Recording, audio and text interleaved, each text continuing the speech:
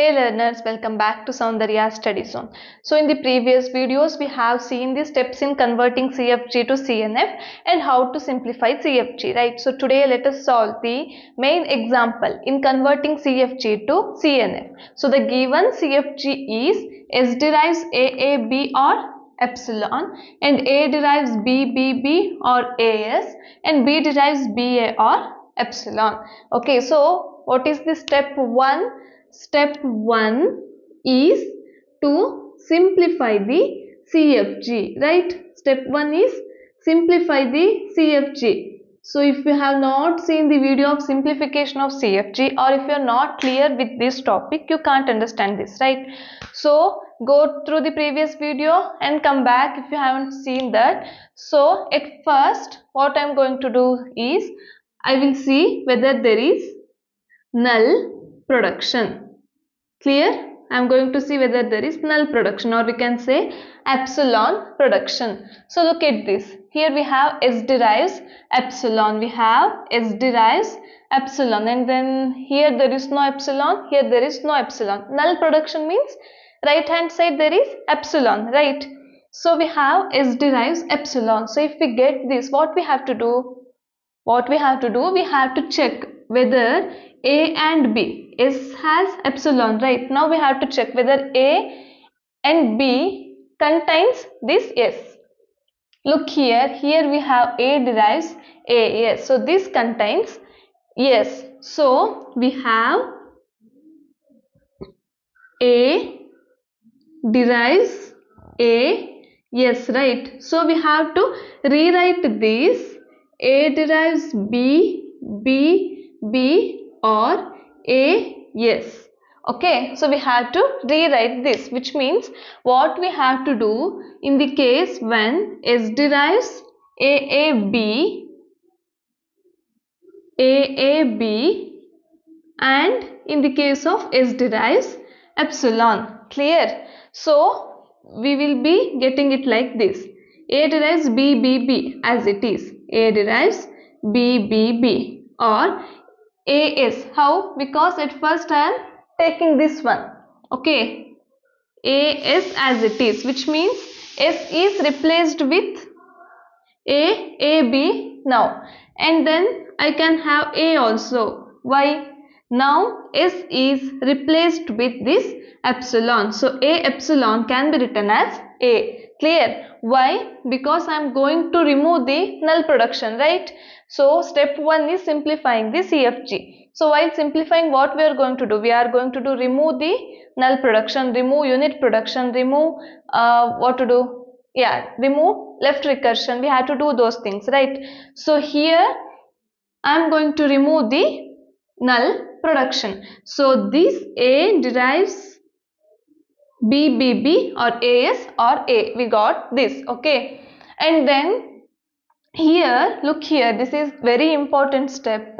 Look carefully. We have S derives A, B or epsilon, right? So in all the previous cases, what we are going to do? We will just remove this epsilon, right? We are going to do this, but here we shouldn't replace or remove this epsilon. Why? Because original language contains epsilon. So this is the original language, right? So S is the original language always, which means this is the start symbol.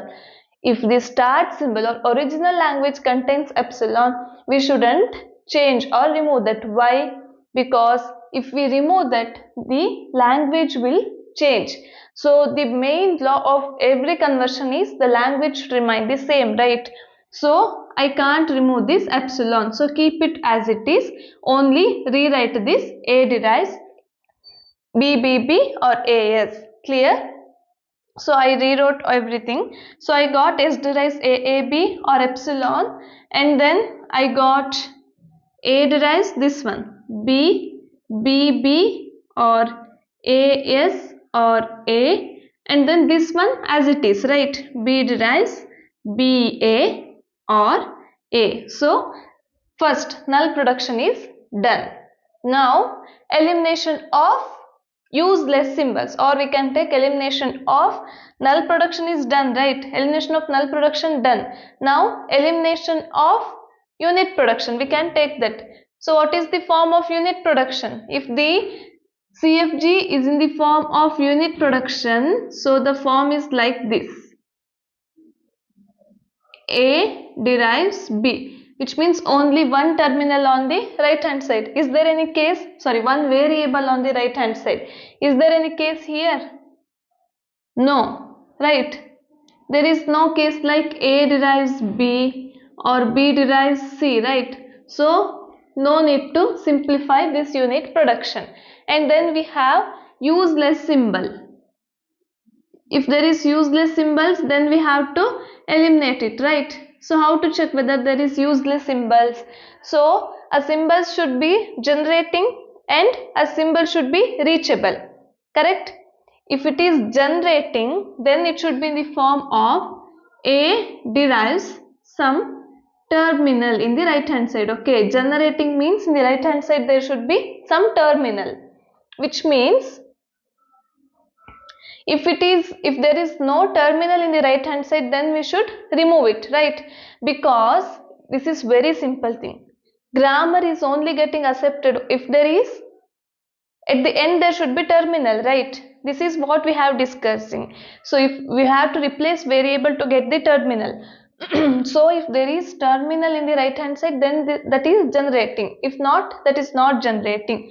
So here S derives AAB. This one has terminal, so no need to remove. And this one has terminal, this one has terminal, and this one, everything has terminal. So this is generating. And is every variable reachable? Look here, we have S derives A, B. We have terminals A and B only. S is a main language, so no need to bother about this. We have A, B. So both A and B are reachable from S. So there is no need to remove any useless symbol. Clear? So step 1 is done.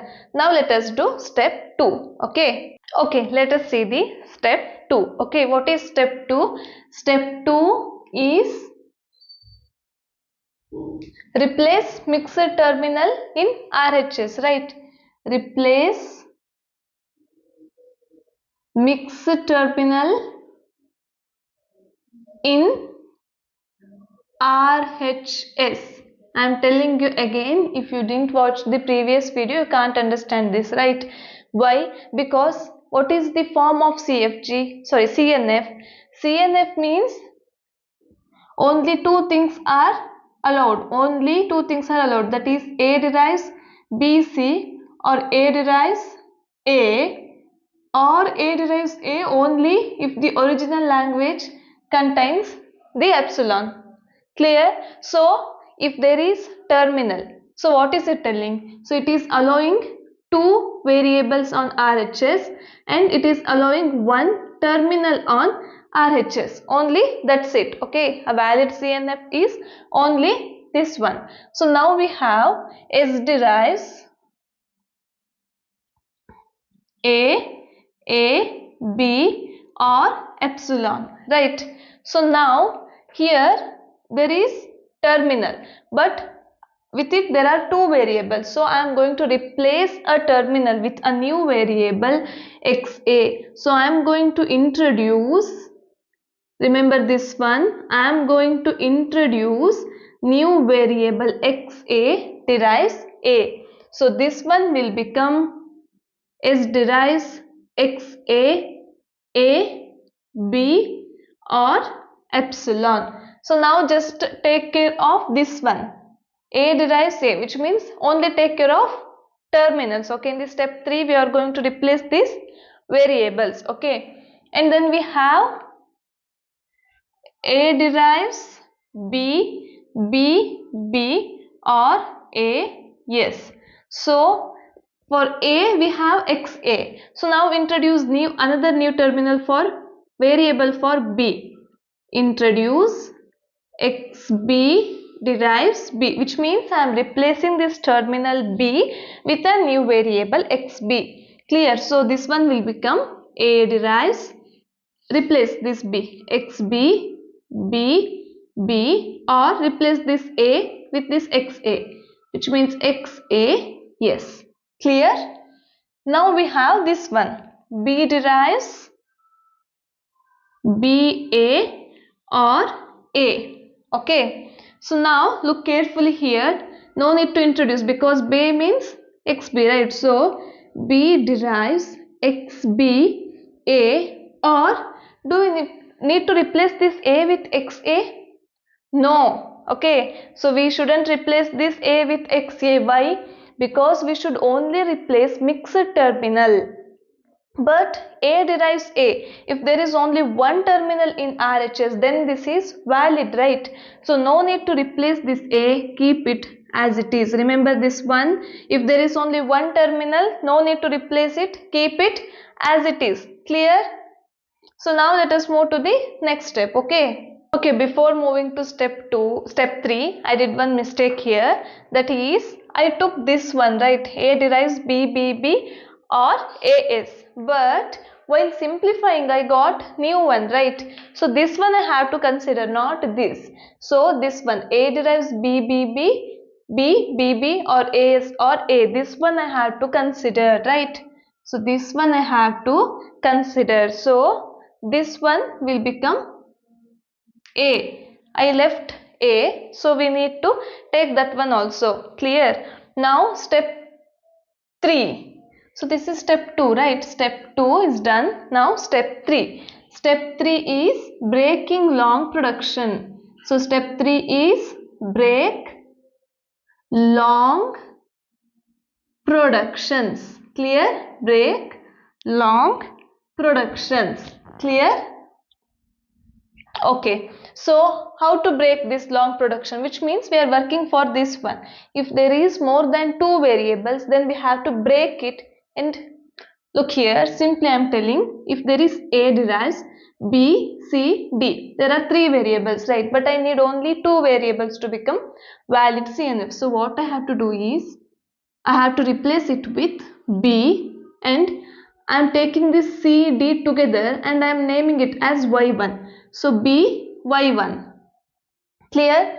So since I need 2 variables only, I am combining these two and naming it as Y1, and Y1 derives CD. Y1 means CD, right? So I am replacing it here. So like this we have to convert, okay? So like this we have to convert.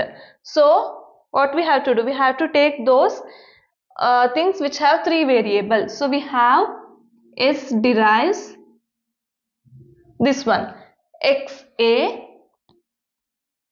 A, B or Epsilon. So look here, now this one has 3 variables. Now I need only 2 variables to get a valid CNF, right? So I am writing it as S derives XA Y1, which means I am combining these two.